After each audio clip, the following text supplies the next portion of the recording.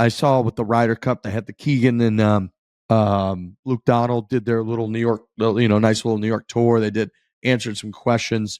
Interestingly, I heard they asked about Phil, and Phil was sort of considered outside of it was either going to be Phil or Tiger forever that were going to be the captains of the Ryder Cup team here when it's at Bethpage next year.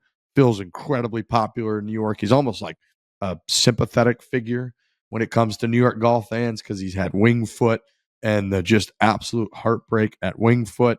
He had Bethpage Black in 2002 when Tiger Woods took him down. His birthday always falls right around U.S. Open time. So I feel like the New York fans, there's a bunch of clips of them singing happy birthday to Phil over all the years, been involved in the Ryder Cup teams forever. So folks were just like, Phil, beloved by the New York fans, going to have a shot.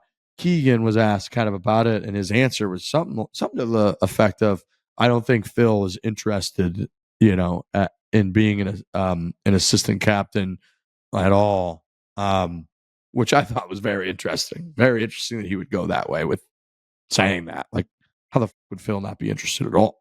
I would love Phil to be part of this team in some way. I think that would be great. Just, I know it's been a wild couple of years, but you are right that it was going to be Tiger or Phil at this Ryder Cup, and things have sort of gone in a strange way in the golf world. But boy, Phil, the only problem is I don't know how current PGA Tour players feel about Phil. That's the only thing that I don't know. Like, I think him being part of the team, I don't think they feel great about him. I know it's not. It's like, that's the thing. It's not great. I don't know if the grudge is so heavy, and it might be that he wouldn't be welcome in the team room. But I do know Phil would love to probably be a part of this team if he could be, and it'd be a great addition if everybody in the locker room is like, okay, I'm well enough with Phil right now that he could be a part of this. But it just doesn't sound like that's going to happen. No, the direct quote from Captain Keegan was, I don't think he's really interested in doing it. I owe a lot to Phil, and I think he's done so much for the American side of the Ryder Cup, but I'm not so sure he's looking to come in as a vice captain. So it doesn't look like he'll be involved at all, which, again, is just it's a bit of a bummer. I think that when you really look at a lot of the legacy stuff, I know we talked earlier in the show about Liv and stuff, but it feels like if Yasser and Jay can be best buddies out there, how come Phil Mickelson can't somehow be involved in the Ryder Cup or wouldn't want to be involved in the Ryder Cup? I just think that's weird. I guess Phil did take the brunt of it. I would also think Phil probably has some pretty serious grudges. I mean, we go back 3 years at this point, or however long it's been, 2 years. We go back that far, 2.5 years, to when all this broke, and Phil was like shamed out of even being able to show up to the Masters and the PGA, where he was the defending champion. And he's probably got some serious grudges held against people that were not nice to him and that vilified him and shit on him in the media and sort of led him to this place where he was like exiled from golf for however long. Yeah, it's true. There's too many grudges. I don't know which way they all go. I find it hard to believe that Phil isn't at all interested in being a vice captain unless those grudges that he's holding are pretty heavy, which is certainly possible. Yeah, there might be just a little bit too much bad blood that could just, like, that would end up being the main storyline if the Americans are losing on like Saturday. And now it's like, is the locker room too divisive? Are people not listening to Phil? Is Phil too much of a presence? Like, blah, blah, blah. Who knows what the real story would be? But that certainly would be the first thing that people would latch on to if the Americans aren't dominating in 2025. It's like, well, Phil doesn't like these guys, or the guys don't like Phil. So it might be smart to just leave him out of it this time around. But it is a bummer. Like, you think 10 years ago, all right, the Ryder Cup in 2025 is going to be at Bethpage Black. Certainly Phil is going to be involved in some way, whether he's the captain or the vice captain. And now it just seems like he's not going to be a part of it at all. And that saddens me to a degree. Man, it's a bummer. I remember it wasn't that long ago, man. It was like 3 years ago.